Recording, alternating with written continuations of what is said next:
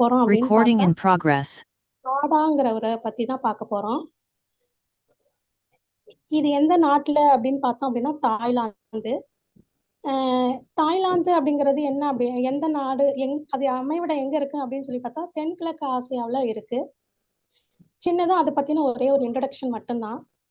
ஆஹ் அங்க என்ன அரசியல் சட்ட அமைப்பு எப்படி இருக்கு அப்படின்னு சொல்லி பார்த்தோம் அப்படின்னா அரசியல் சட்ட முடியாட்சி முறை, அதாவது அரசு தலைவரா பிரதமரும் நாட்டு தலைவரா மரபு வழி அரசரும் அதுல அந்த நாட்டோட அமைப்பு இதுதான். அதனுடைய தலைநகர் என்னன்னு பார்த்தோம் அப்படின்னா பேங்காக். போன வாரத்தினோட தொடர்ச்சி தான் தேவனை நோக்கி நீண்ட பயணம். இதுல போன வாரத்துல என்ன அப்படின்னு பார்த்தோம் அப்படின்னா மோர்ஜாங்கிற தன்னுடைய, அதாவது பாடாவோட அண்ணன் மோர்ஜா, அவர் தான் மூத்த சகோதரன். அவர் தன் குடும்பத்தோட அந்த குடும்ப உறவுகள் எல்லாம் விட்டுட்டு அவர் என்ன பண்றாரு அப்படின்னா மோர்ஜா செவன்த் டே அட்வென்டிஸ்ட் கிறிஸ்துவராக மாறுறாரு. அவரு மாறின காரணத்தை பாடாவால புரிஞ்சுக்க முடியல. பாடாவுக்கு அப்ப வயது என்ன அப்படின்னு சொல்லி பார்த்தோம் அப்படின்னா 12 வயது. அவன் தன்னுடைய அம்மா 12 வயது வரைக்குமே பாடா தன்னுடைய அம்மா வீட்டுல தான் இருந்தாரு. 12 வயதுக்கு பிற்பாடு தான் என்ன பண்றாரு, மோர்ஜா தன்னுடைய மூத்த சகோதரன் வீட்டுக்கு வராரு. அங்க தங்கி இருக்கிற அந்த காரணத்துல அவர் தன்னுடைய அண்ணா ஏன் இப்படி மாறினாருங்கிற காரியத்தை யோசிச்சுட்டு இருக்கிறாரு. அப்ப மோர்ஜா என்ன பண்றாரு, கூப்பிட்டு என்ன சொல்றாரு அப்படின்னா இந்த ஏன் மாறினேங்கிற காரணத்தை இங்க தங்கியிருந்து அறிஞ்சுக்கோ அப்படின்னு சொல்லி அவர் சொல்றாரு. அந்த அண்ணனுக்கு அந்த மோர்ஜாவுக்கு ஒரு மனைவியும் 3 ஆண் பிள்ளைகளும் இருக்காங்க. அண்ணனோட இவர் என்ன பண்றாரு, பாடா ஆலயத்திற்கு ஒவ்வொரு ஓய்வு நாளுக்கும் என்ன பண்றாரு அப்படின்னா 13 கிலோமீட்டர் நடந்து போகணும். அந்த ஆலயத்துக்கு இவர் பாடாவும் என்ன பண்றாரு அப்படின்னா நடந்து போறாரு. அவருக்கு இருந்தாலும் மோர்ஜா ஏன் இப்படி மாறினாரு அப்படிங்கிற கேள்வி அவருக்கு எழும்பிட்டே இருக்கு. ஆனா அந்த கேள்விக்கு பதில் உடனே கிடைக்கல. ஒவ்வொரு ஓய்வு நாளும் அண்ணன் தவறாம ஆலயத்துக்கு போறாரு. அதாவது எப்படிப்பட்ட சூழ்நிலை அப்படின்னாலும், மழையா இருந்தாலும் குளிரா இருந்தாலும் அந்த விடியறதுக்கு முன்னதாகவே அவங்க என்ன பண்றாங்க, நடந்துதான் அந்த நீண்ட தூரம் நடந்துதான் அவங்க என்ன பண்றாங்க அப்படின்னா ஆலயத்துக்கு போறாங்க. ஒவ்வொரு ஓய்வு நாளிலும் தன்னால முடிஞ்ச அந்த காணிக்கையை மோர்ஜா ஓய்வு நாள் தோறும் அவங்க என்ன பண்றாங்க, அந்த காணிக்கையை தேவனுக்கு செலுத்துறாங்க.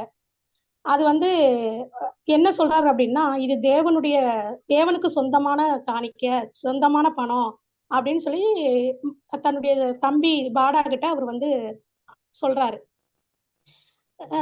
தேவனுக்கு சொந்தமானதை நம்ம தேவனுக்கு கொடுக்கறது தான், நன்றி செலுத்துறது தான் கடமை அப்படின்னு சொல்லி அவர் அந்த காரணத்தையும் அவர் சொல்றாரு.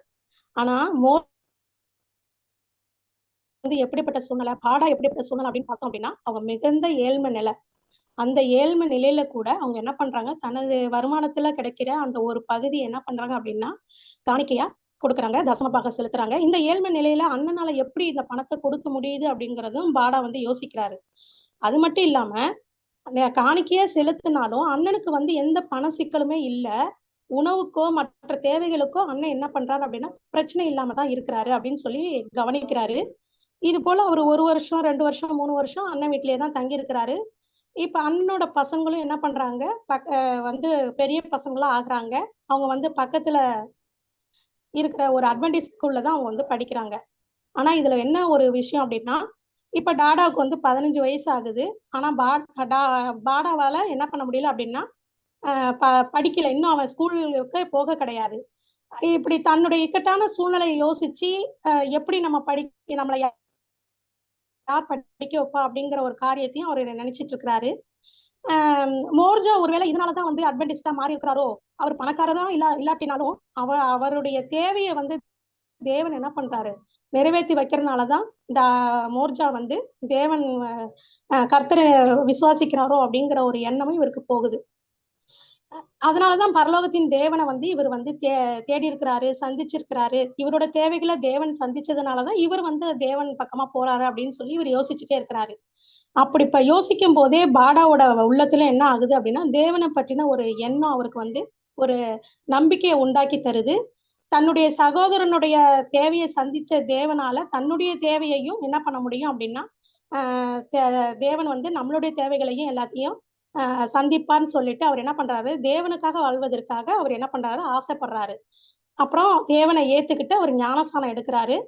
ஞானஸ்தானம் எடுத்ததுக்கு பிற்பாடு அவர் என்ன பண்றாரு அப்படின்னா, அவரோட படிப்புக்கு உதவுவதற்கு குடும்பம் எதுவும் இல்லாத நிலையில அவர் என்ன பண்றாரு, அட்வென்டிஸ் பள்ளியில போய் அவர் 17வது வயதுல என்ன பண்றாரு, 1ஆம் வகுப்பு போய் அவரோட 17வது வயதுல அவர் 1ஆம் வகுப்பு போய் சேர்றாரு. அ அது மட்டும் இல்லாம தன்னுடைய படிப்பு செலவுக்காக அவர் கடினமா வேலையும் பார்க்குறாரு. பள்ளி படிப்ப முடிச்சுட்டு எல்லாருடைய தேவைகளையும் சந்திக்கிற தேவனை பற்றி அவர் என்ன பண்றாரு அப்படின்னா, மற்றவர்களுக்கு போதிக்கிறாரு. அ அப் பிறகு இப்ப அவர் எங்க ஒரு வேலை பார்க்குறார் அப்படின்னு பார்த்தா, மிஷன் கல்லூரி. அதாவது அ ஆசியா பசிபிக் சர்வதேச பல்கலைக்கழகங்கிற அந்த இதுல போதகராவும் பணியாற்றுறாரு. தாய்லாந்துல இருக்கக்கூடிய அட்வென்டிஸ் சபையில வந்து ஒரு போதகராகவும் இருக்கிறாரு, தலைவராவும் இருக்கிறாரு. அட்வென்டிஸ் பள்ளியில என்ன பண்றாரு, அவர் படிக்கும்போது ஒரு பெண்ண நேசிச்சாரு. அந்த பெண்ணையும் அவர் என்ன பண்றாரு, கல்யாணம் பண்ணிக்கிறாரு. அவருக்கு 3 மகள்கள் இருக்காங்க. எல்லாற்றுக்கும் மேலாக அவருக்கு என்ன அப்படின்னா, பரலோகத்தின் தேவனை பற்றி மத்தவங்ககிட்ட அவர் சந்தோஷமாகவும் என்ன பண்றாரு அப்படின்னா, பகிர்ந்து வருகிறார். அவர்கிட்ட கார் இருக்கு, வீடு இருக்கு. இப்படி இருக்கிற சமயத்துல அவர் என்ன பண்றாரு அப்படின்னா, பரலோகத்தின் தேவனை குறித்து என்ன பண்றாரு, மற்றவர்களுக்காகவும் போதிக்கிறாரு. அது மட்டும் இல்லாம தாய்லாந்துக்கும் மியான்மருக்கும் இடையில இருக்கக்கூடிய மலைப்பாங்கான ஒரு பகுதியில கிராமத்திற்கு சென்று அங்க போய் என்ன பண்றாரு, ஏழை மக்களை சந்திக்கிறாரு. சந்திக்க போகும்போது அவர் எப்படி போறாருன்னா, அந்த மக்களை சந்திக்க போகும்போதெல்லாம் தன்கிட்ட ஒரு 50க்கும் மேற்பட்ட கவர் எடுத்துட்டு போறாரு. அந்த ஒவ்வொரு கவர்லயும் என்ன பண்றாரு அப்படின்னா, தாய்லாந்து பணம், அதாவது தாய்பாட்டுங்கிற அந்த இதை 50, 100ங்கிற தாய்லாந்து பணத்தினோட மதிப்புல அவர் என்ன பண்றாரு, ஒவ்வொரு கவர்லயும் வைக்கிறாரு. வச்சு என்ன பண்றாரு அப்படின்னா, அந்த தொகையை போய் கொடுக்குறாரு. அதையும் அந்த கிராமத்தினர்கிட்ட கொடுக்கும்போது அதிக சந்தோஷத்தோட அந்த அந்த பணம் குறைவா இருந்தாலும் அந்த மக்கள் என்ன பண்ணிக்கிறாங்க அப்படின்னா, சந்தோஷத்தோட வாங்கிக்கிறாங்க. வாங்கிக்கிட்டது மட்டும் இல்லாம, இந்த பாடா யாரு அப்படின்னா, நம்முடைய ஆளு அப்படிங்கிற ஒரு எண்ணம் அவங்களுக்குள்ள வருது.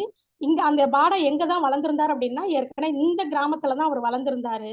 அதனால அவங்களுக்கும் ஒரு என்ன வருது அப்படின்னா, நம்முடைய ஆள் பாடா அப்படிங்கிற ஒரு இது வருது. இவரு நல்ல கல்வி கற்றிருக்கிறாரு, நல்லா சம்பாதிக்கிறாரு, இவர் கார் வச்சிருக்கிறாரு. இதுக்கெல்லாம் என்ன காரணம் அப்படின்னா, அவருடைய கடவுள் தான் அவரை பாத்துக்கிறாங்க. அதே போல நம்மளையும் அந்த கடவுள் பாத்துக்குவாரு அப்படிங்கிற ஒரு நம்பிக்கையோட பேசிக்கிறாங்க. ஆனாலும் அந்த மலைப்பாங்கான அந்த இடத்துல கிராமத்துல எல்லா மக்களும் அவரை ஏத்துக்க கிடையாது. ஒரு சிலர் மட்டும்தான் அவரை ஏத்துக்கிறாங்க. தன்னுடைய தேவன் ஏற்கனவே அவங்க மீது அக்கறையோடு தான் இருக்கிறாங்கங்கிற ஒரு காரியத்தையும், நித்தியத்திற்காக அவர்களை ரட்சிக்க விரும்புவதையும் தம் மக்களாகிய அந்த மலைவாழ் மக்கள் ஒரு நாளும் ஏதாவது ஒரு நாள்ல புரிஞ்சுக்குவாங்கங்கிற ஒரு நம்பிக்கையோட அவர் இருக்கிறாரு. பாடா போதகரா படிச்ச அந்த காலத்துல, அதாவது 1988ல அப்ப அந்த 13வது காணிக்கை ஒரு டைனிங் ரூமும் இன்னொரு பில்டிங் கட்டுவதற்கு அந்த காணிக்கை தாராளமா இருந்துச்சு. அப்படியேப்பட்ட ஒரு காணிக்கை அவரோட வாழ்க்கையில மாத்திரமில்ல, மற்றவர்களோட வாழ்க்கையிலும் ஒரு பெரிய தாக்கத்தை ஏற்படுத்துனுச்சு. அதனால இப்ப நம்ம கொடுக்கக்கூடிய இந்த 13வது காணிக்கை நல்லா தாராளமா கொடுக்கணும்னு சொல்லி நம்மள கேட்டிருக்காங்க. இந்த பாடாவோட வாழ்க்கையில இருந்து நம்ம என்ன கத்துக்கலாம் அப்படின்னு சொல்லி பார்க்கும்போது, அந்த மோர்ஜாவோட அந்த ஒரு அவங்க அண்ணனோட அந்த வாழ்க்கை, அவர் எப்படி ஓய்வு நாள் தோறும் கடவுளுக்கு ஆலயத்துக்கு எப்படி போனாரு, ஒரு ஏழ்மையான நிலையிலும் காணிக்கை எப்படி கொடுத்தாரு, அந்த ஒரு விசுவாசத்தை எப்படி தன்னுடைய சகோதரனாகிய பாடாவுக்கு ஏற்படுத்தி இருக்கிறாரு, பாடா எப்படி கடினமா உழைச்சி தன் ஆண்டவரை ஏத்துக்கிட்டு தன்னுடைய வாழ்க்கையில மாத்திரமில்ல மற்றவர்களுக்காகவும் அவர் அந்த ஊழியத்தை செய்யறாருங்கிறத நமக்கு அப்படிப்பட்ட காரியத்தை நம்மளும் செய்யணும் அப்படிங்கிற ஒரு தாக்கத்தை ஏற்படுத்துது. அது மட்டும் இல்லாம பெரிய நகரங்கள்ல இருக்கட்டும், சத்தியம் சென்றிராத பகுதிகளிலையும், சத்தியம் குறைவாக சென்றுள்ள பகுதிகளிலையும் நம்ம அட்வென்டிஸ் ஊழியத்தை பலப்படுத்தணுங்கிற காரியம் நமக்குள்ள உருவாகுது. இப்படிப்பட்ட ஊழியருக்கையே தேவன் கொடுத்த தயவுக்காக கொடான கொடி ஸ்தோத்திரம். ஆமேன்.